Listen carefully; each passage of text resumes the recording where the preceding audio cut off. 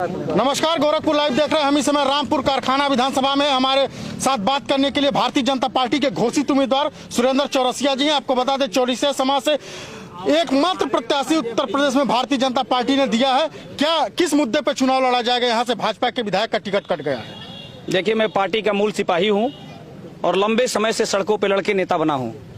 और आप समझिए कि देश की सबसे बड़ी पार्टी भारतीय जनता पार्टी ने यदि मेरे जैसे कार्यकर्ता पर विश्वास जताया है तो कहीं भी पार्टी का विश्वास मैं टूटने नहीं दूंगा।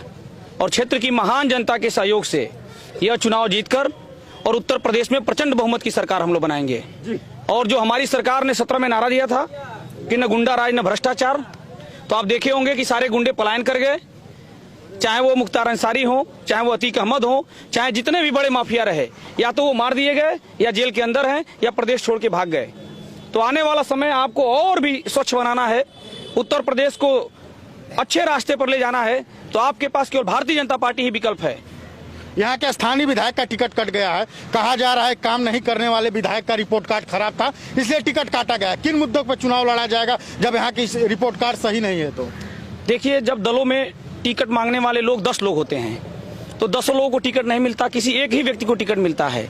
और पार्टी ने देखा कि सुरेंद्र चौरसिया जैसा एक नौजवान जो लंबे समय से काम कर रहा है, और पार्टी को एक संदेश भी देना था कि पार्टी में काम करने वाला मूल वर्कर तभी हमारे साथ जुड़ा रह सकता है जब उसको सम्मान दिया जाएगा, उसको अपने साथ जोड़ के रखा जाएगा। और पार्टी को लगा कि सुरेंद्र चौरसिया एक 24 कैरेट का हमारा सोना है, इसको मैं लड़ाऊंगा और जिताऊंगा तो एक लंबे रेस का घोड़ा बनेगा। तो पार्टी ने मेरे जैसे कार्यकर्ता पर दाव लगाकर और यहाँ मैदान में उतारा है। और आप देख रहे हैं, सब लोग अपनी पलकों पर बिछा के अपने बेटे को यहाँ पर चुनाव जिताना चाहते हैं। सब लोग ये जान रहे हैं कि सुरेंद्र चौरसिया रामपुर कारखाना का बेटा है, ये कोई कहीं से आया हुआ नहीं है।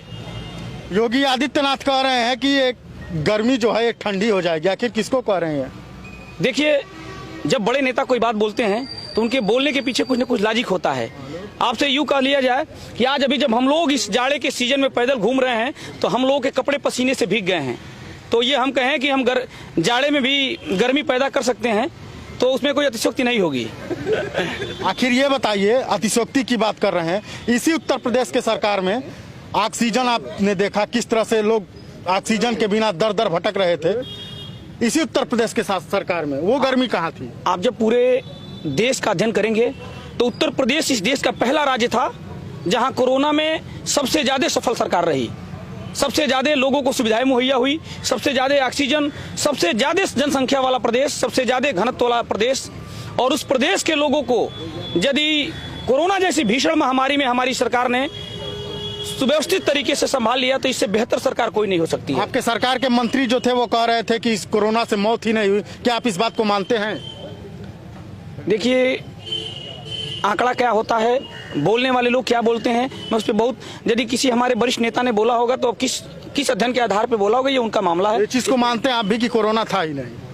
नहीं, ये बात कतई मैं नहीं कह सकता कोरोना नहीं था।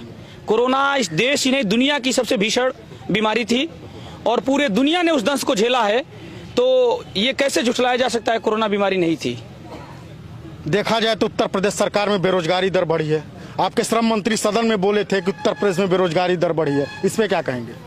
देखिए, जब जनसंख्या बढ़ती है तो लाजमी है कि कुछ समस्याएं आएंगी, लेकिन मैं ये भी कहना चाहता हूं कि विगत 15 सालों में सबसे ज्यादा यदि नौकरी किसी सरकार ने दिया तो भारतीय जनता पार्टी ने दिया।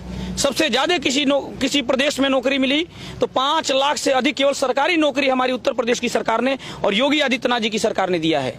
ज्यादा नहीं आंकड़ा बता रहे हैं आप? बिल्कुल नहीं, अभी आप देखेंगे, ये मैं डायरेक्ट बोल रहा हूं। अभी जब आप अप्रोच रूप से देखेंगे तो आप एम्स खुल रहे हैं, मेडिकल कॉलेज खुल रहे हैं, नए एयरपोर्ट खुल रहे हैं, तो रोजगार के और भी सृजन होंगे। थोड़ा समय लगेगा, एक बार और सरकार आप बनाइए और उम्मीद करिए कि देश नहीं दुनिया की सबसे अच्छी सरकार उत्तर प्रदेश की सरकार होगी। देखा जाए तो जिस प्रत्याशी समाजवादी पार्टी का जो प्रत्याशी है लंबे समय से यहाँ राजनीति कर रहा है, किस प्रकार का मुकाबला है? इस विधानसभा में रामपुर कारखाना में कोई मुकाबला नहीं है।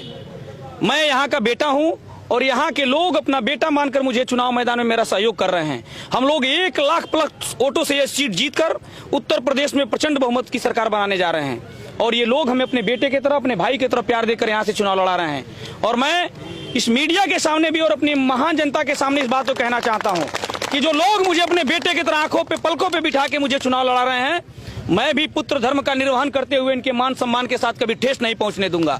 और इनकी हर लड़ाई सुरेंद्र चौरसिया की लड़ाई होगी। सुरेंद्र जी, आपने गोरखपुर लाइव से बात करने के लिए बहुत बहुत धन्यवाद।